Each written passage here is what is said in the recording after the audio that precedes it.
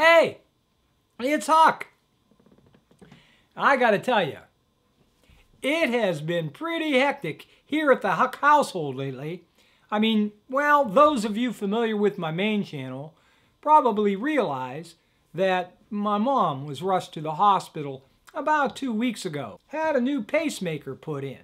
And, well, I've been rushing back and forth to the hospital each day to be with her. Meanwhile, I've been trying to sort out which bills I ought to pay now that all these new medical bills are piling up. And I'm still trying to make sense of this horse race of an election we're having right now. Now, if by some chance you want to help out Mom and me, well, there's a link down in the description box that would tell you how to do that. But one thing that hasn't helped in all this chaos is this bombardment of political phone calls, door-to-door canvassing, emailed campaign fund requests, and the most blatantly repulsive avalanche of political ads on TV I've ever seen in my life. Now, the problem is, a lot of the phone calls and funding stuff is important. So I've made some calls to Colorado and Florida myself, when I've had time. But not on the scale I'd like to, but you gotta do your part. In fact, I believe Clone here has been doing his part. What have you been up to, Clone? I've been out stealing Romney signs, Huck. I see. Very nice. Now go put them back. Put them back? See, dirty tricks is something Republicans do, Clone, not Democrats. I've worked hard to do this. Democrats are all about encouraging people to vote. Republicans are the ones that discourage people from voting. So you go ahead and put them signs back where you found them, and then get back on a cell phone and make some calls, will you? But Huck, I don't even remember where I stole them from. Well, then just post them somewhere conspicuous and get your ass back here and man a phone, all right? Son of a bitch.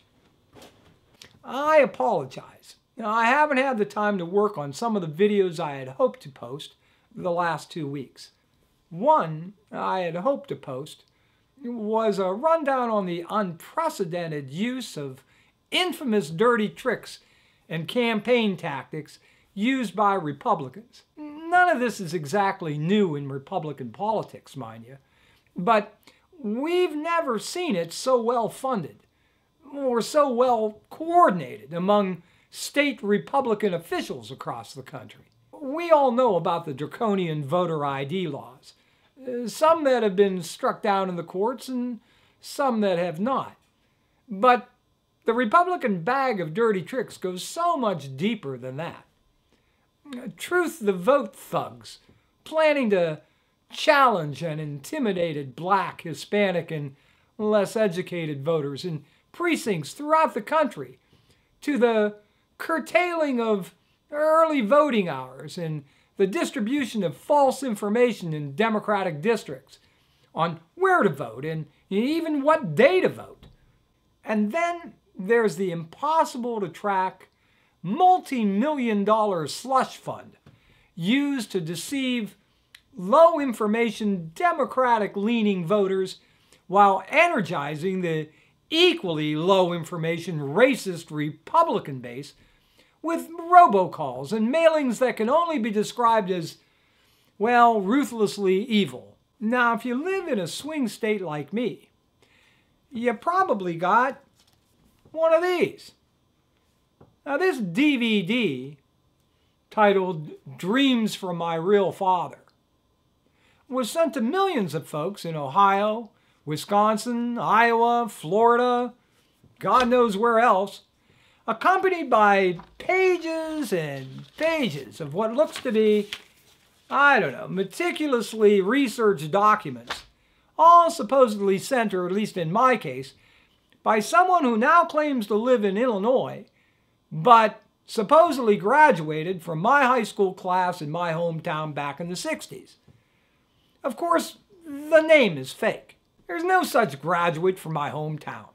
The DVD and documents pretend to prove that President Obama's father was some kind of communist activist, while his mother starred in and produced her own homemade pornography. Now, there's nothing new about this kind of sleazy Republican election garbage. They've been doing this since at least the Kennedy-Nixon election in 1960. The big difference is that this year, thanks to Citizens United, they have oodles and oodles of anonymous funding with which to disseminate it. Now, you'd think that most voters would question why the Republican Party stoops to such tactics. I mean, you don't see this kind of sleaze from Democrats, only Republicans. You really don't. And I suspect a lot of it, or at least the funding of it, comes from the undisputed king of sleaze GOP politics, Karl Rove. But more on that in a later video. You won't want to miss that one. And why do Republicans use these kind of voter suppression and sleaze tactics? Well, the reason is simple. Democrats have a ground game Republicans just can't equal. Democrats have twice the paid staff, double the state party funding, and quadruple, at least, the volunteers needed to organize the Get Out the Vote effort. Republicans don't have the free volunteer and labor organization support that Democrats have on their side, so they have to pay to contract with services like Infocision and other for-profit companies to make phone calls to the Republican base. They use taped audio from people like Tom DeLay, John Sununu, Newt Gingrich, making the most outrageously racially charged accusations to stir up their closeted KKK supporters. Or folks like Pat Robertson and Ralph Reed to bring down the wrath of God on their anti-gay, anti-abortion, anti-religious intolerance crowd. Republicans have tons of money, but they tend to get it from a much, much smaller pool of supporters. And asking these folks to do something for free is kind of like pulling teeth. With Democrats enjoying large margins of young voters, minority voters, and even women voters, Republicans have realized that they have to do something to bridge those gaps any way they can. Romney is out effectively closing the gender gap by lying through his teeth about where he stands on women's issues. For low-information women voters who listen to this rhetoric but make no effort to look any further, like Romney's previous statements in the campaign, or the fact that he's got the most anti-woman vice presidential candidate in history, well, such rhetoric coming out of his mouth just days before the election might just work. But to counter the tremendous advantage that Democrats have with black and Hispanic voters, only voter suppression and intimidation tactics seem to work. And boy, have Republicans been busy on that front. Let's get one thing very clear. This is going to be one very, very close election. Most presidential elections in the last half century have been nail-biters. Close elections are the norm, not the exception. This election is going to come down to some key congressional districts in just a few states. If you thought Florida in the Bush-Gore campaign was crazy, or Ohio during the Bush-Kerry election, just wait until what unfolds before our eyes November 6th. Already, Democrats and Republicans have teams of attorneys on the ground in all the key states, poised to challenge everything from voter intimidation tactics to the accuracy of digital voting machines that leave no paper trail. And that just scratches the surface. So just let me briefly summarize a few things you should be aware of in this critical last few days before the election. Because if you thought you've been hearing political spin prior to this point, you haven't seen nothing yet. And I'm going to set you straight. And the first thing we're going to address is just who the hell is winning right now. First, let's look at the polling. Both campaigns are attempting to spin the numbers by selectively referring to whichever polls best indicates their guy is, surging ahead. In the case of Fox News, this is the time they dust off toe-sucking, I'll say anything to smear Democrats if you pay me $1 and promote my last book Dick Morris. Now keep in mind the facts here. President Obama was enjoying a significant lead both nationally and in all of the key swing states, leading into that first debate. History tells us that in most cases, the first debate nearly always gives a significant bump to the challenger, since merely appearing on the same stage with the president instantly boosts their credibility. In this case, Romney enjoyed a surge from that first debate in part because the president apparently assumed folks had been paying attention all along and would see Romney for the "I'll say anything to get elected" shapeshifter he was, without having to bother painting the picture for them. Of course, this backfired. Obama looked like a man who didn't want the job bad enough to fight for it, while Romney seemed to basically deny everything he had campaigned on for 2 years, without really giving details about anything he proposed. At that moment, make no mistake about it, this campaign changed. Romney surged, making up a ton of lost ground nationally and in key swing states.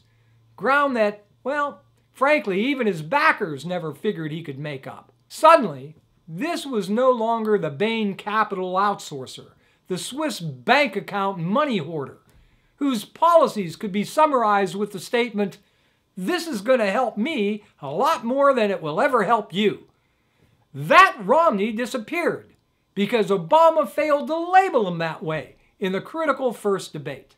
This was followed by the vice presidential debate and 2 more presidential debates, where even the most cynical observers concede that the Obama-Biden team clearly prevailed. When your opponents spend all their time dissing laughter as rudeness, or comparing the fact-checking on the part of the moderator to a communist conspiracy, or desperately explaining why their candidate suddenly went into a prevent defense, clinching onto the president at every opportunity, as if his life depended on it, well, you know you just can't admit the truth. That Romney and Ryan look like Tom Sawyer, caught with their fingers in Aunt Polly's jam. And just like Tom, who had fled for the hills before getting a whooping, Team Romney was left to dodge the ass whooping they so richly deserved. So the question is, where is the Obama surge after these final 3 debates? Where was his bump? The truth is, Obama was not going to see a significant bump, regardless of how well he performed in those debates. It just doesn't happen. What he did do, and what he had to do, was to stop the Romney momentum dead in its tracks. The damage was done, but he did stop the bleeding. Now it's a horse race, and whoever gets out the vote is going to win. And that's, of course, where the spinmeisters come in on both sides, working overtime 24/7 to get you to believe whatever it is they need to make you to believe to get you to the polls and vote their way. The Republicans' line is that Romney and Ryan are riding that wave of momentum created from that first debate. A wave, they say, that will crest on Election Day. Well, I know some of you are at home gnawing your fingernails to the bone. Not me. I'm kind of enjoying watching both sides do their stuff. And I find it particularly fun to watch Fox News these days. I mean, we all know Republicans live in their own alternate universe. But with this much at stake, and Obama clinging tenuously to the few key states like Ohio, Wisconsin, and Nevada that will put him over the top, well, leave it to Fox News to create their own reality. Myth-making at its epic best. Every program on Fox gets to trot out good old Dick Morris predicting Romney will sweep all the swing states, not just North Carolina, Florida, and Virginia, but Ohio, Wisconsin, Iowa, Nevada, Colorado, hell, throw in Minnesota and Pennsylvania too. It's going to be a tidal wave of flotsam and jetsam that's going to ride so high even the radiated debris that washed ashore along Oregon's coast is going to get swept all the way back to Fukushima, Japan. Now, Morris knows this, he says, from some secret polling data only he can interpret.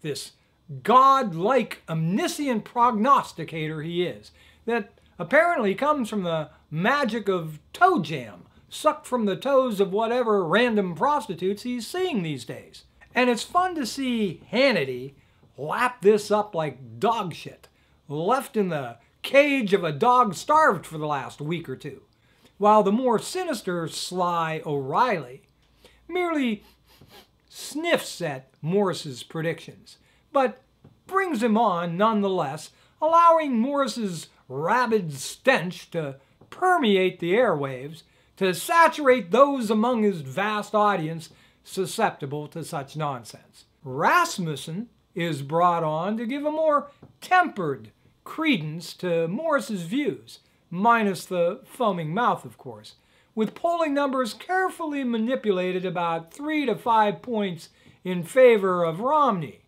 and whatever Republican candidate they happen to be tracking that day. And again, most viewers, outside of those who only watch Fox News, are aware of the deception. But the last 2 weeks before the election is not about persuading anyone to switch their vote or even jump off the undecided fence. It's all about getting out your base. And this is precisely what Rasmussen does so well. Now, you know, it used to be the Zogby poll that Fox used to get this kind of Republican poll manipulation.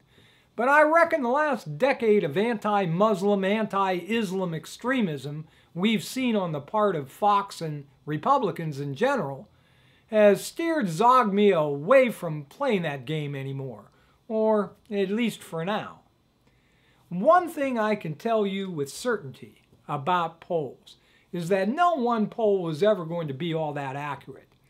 Both sides play this game, touting the polls that show their side in the best light. The truth, if any, can usually be found in tracking the trends that accumulatively they tend to show. And a couple of things are beginning to come clear. That Ohio, Wisconsin, and Nevada seem to be creeping closer and closer to that 50% approval mark that Obama needs to win this election. Once the numbers hit 50 in the vast majority of polls, well, most campaigns will give up on those states and put their efforts somewhere else. But Romney doesn't have that opportunity. He needs Ohio badly. The truth is, there's a few states that are tending to inch Romney's way, Florida, Virginia, and North Carolina among them. But the race is still so close in those states, just as it is in Iowa and Colorado, that nobody's really gotten close to that 50% mark. And so the battle goes on. And it's going to come down to whether or not the considerable get-out-the-vote machine of Democrats in Ohio, Wisconsin, Nevada, Colorado, Iowa, Virginia, and Florida can overcome the multitude of voter suppression tactics being used against them. Counting states no longer being contested, Obama has about 237 electoral college votes in the bag, Romney about 191. For Obama to win, he needs just 33 more electoral votes, and any number of combinations of states where Obama currently leads can give him that margin. Right now, that margin would go to Obama if he holds on to Ohio, Wisconsin, and Nevada. Ohio, Wisconsin, and Nevada would do it. And most post-debate polls coming out this week are showing Obama's lead inching higher in each of those three key states. In some cases, polls are showing him with as much as a 5-point margin. In Nevada and in Wisconsin, he's reached that 50-point magic number. If any of those should fail, however, Obama has narrow leads or is tied in Iowa, Colorado, Virginia, New Hampshire, and even Florida, at this point. Romney seems to have North Carolina locked up and can be expected to have at least equal footing in every key state right now, aside from Ohio, Nevada, and Wisconsin. So expect him to put as many resources as possible in those 3 states between now and the election. I even suspect that he may give up on one of them and concentrate on some of the others. Romney's problem is that if he loses Ohio, he basically needs to sweep virtually all of the rest. That's why most prognosticators see the battle coming down to Ohio, and with good reason. Without it, Romney must run the gamut in battleground states. With Ohio, the path becomes easier. So look for the Romney camp to employ an old Karl Rove strategy. It worked for George W. Bush in 2000, just at about this stage of the campaign. To give out signals that Romney is confident, to publicly state that their internal polls show them with the momentum, and even wasting a few resources to go to places like, I don't know, Pennsylvania, maybe Wisconsin, where they really have no hope of winning, but to dramatically illustrate this false sense of confidence.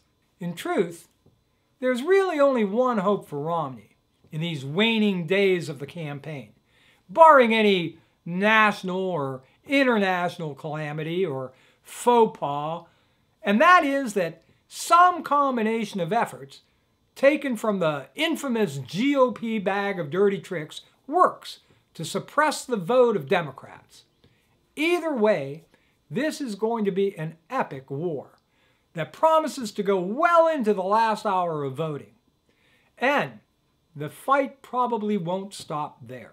Before we consider whether the U.S. Supreme Court could possibly be called in again to decide another election, with both sides disputing razor-thin margins in key states, this just might be a good time to remind voters that whoever wins this election will likely pick one or more new justices to that court. I'm Huck. Thanks a lot for watching. More on Karl Rove, I hope, before the election. I'll see you real soon.